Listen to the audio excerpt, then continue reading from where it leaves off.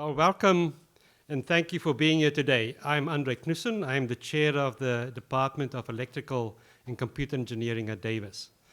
The College of Engineering is very excited to have partnered with the Global Semiconductor Alliance Women Leadership Initiative on today's event, our first Pathway conference at UC Davis. So today's program will feature an impressive lineup of speakers, networking, and important dialogue. And not to mention the food, so look out for the spread a little bit later on. Today you will gain insights from career journeys in the semiconductor industry, have opportunities to ask questions of leaders in the field, and learn more about strategies and progress that's being made to advance diversity, equity, inclusion, and engineering. The essential role that women play in the semiconductor industry and in engineering more broadly reminds me of a quote from the Baha'i faith. The world of humanity has two wings. One is women and the other men. Not until both wings are equally developed can the bird fly. Should one wing remain weak, flight is impossible. So I have the great privilege of introducing our first speaker, our very own Chancellor Gary May, and a faculty member of the Electrical and Computer Engineering Department, I might to add. Chancellor May is a highly engaged leader with a passion for helping others to succeed. Throughout his career, he championed diversity, equity, and inclusion in both higher education and the workplace, especially in the STEM fields. So Chancellor May previously served as the Dean of Georgia Tech College of Engineering, the largest and most diverse school of its kind in the nation. He earned his master's and PhD degrees in electrical and computer engineering at UC Berkeley.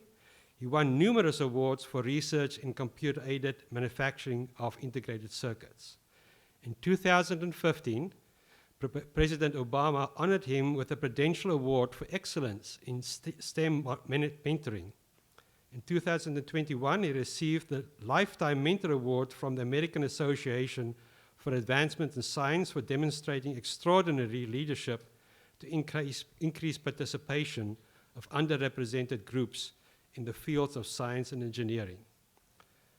Chancellor May was inducted to the National Academy of Engineering in September 2018 and the American Academy of Arts and Sciences in April 2020. And very recently, Chancellor May received the 2023 Lifetime Member of the Year Award from the National Society of Black Engineers.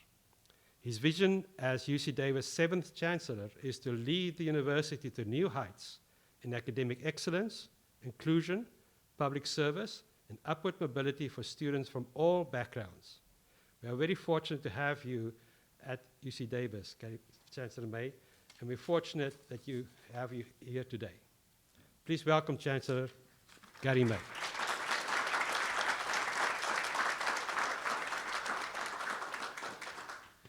Good afternoon. Thank you so much, Andre, for that kind introduction. And thanks to the Global Semiconductor Alliance Women's Leadership Initiative for inviting me.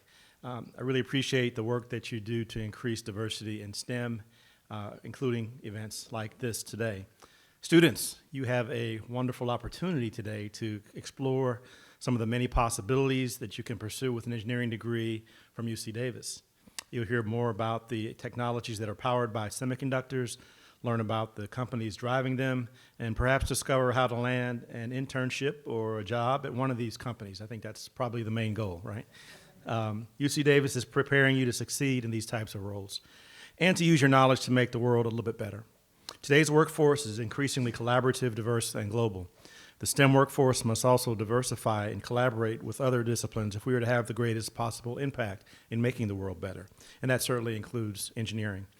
Now, when I finished my graduate degree at UC Berkeley in 1991, to the students, that's when the earth was cooling, I was one of only about 30 African Americans that year to earn a PhD in engineering in the United States. 30. We could have fit us all in this room. Women and minorities continue to be abysmally underrepresented even today in our field. But higher education can bring access, opportunity, and advancement for everyone. That's what we're trying to do here at UC Davis. One of our strategic goals is to be a model for diversity and inclusion in higher ed. the College of Engineering has its own diversity and inclusion plan that's aligned with our campus goals. Engineering appointed a faculty advisor to be the dean for diversity and inclusion, and a very active DEI committee that's led by faculty and staff. And last year they received the UC Davis Faculty and Staff Partnership Award for their outstanding efforts in this area. I also want to note that the College of Engineering was recognized by the American Society of Engineering Education's inaugural Diversity Recognition Program in 2019, and again in 2023. The college was recognized for making significant progress in increasing diversity, inclusion, and degree attainment outcomes. So I always say I believe diversity is everybody's job. It takes focus and it requires commitment all the way down from the highest levels of organization to the rank and file. And there's a lot of reasons that one might argue that diversity in STEM is an imperative. There's the social equity reasons, there's closing the pay gap, there's graduating enough STEM workers to meet the workforce demands that our country has. I have a little bit more practical argument. All those arguments are valid, but I have a more practical one. I believe diversity drives innovation in our increasingly global workforce. It's at the root of technical advancement, and without it, we often find designs that come up a little short and sometimes don't consider or even admit contributions or participation by women and people of color. A couple of examples. The first airbags in the auto industry almost killed women passengers.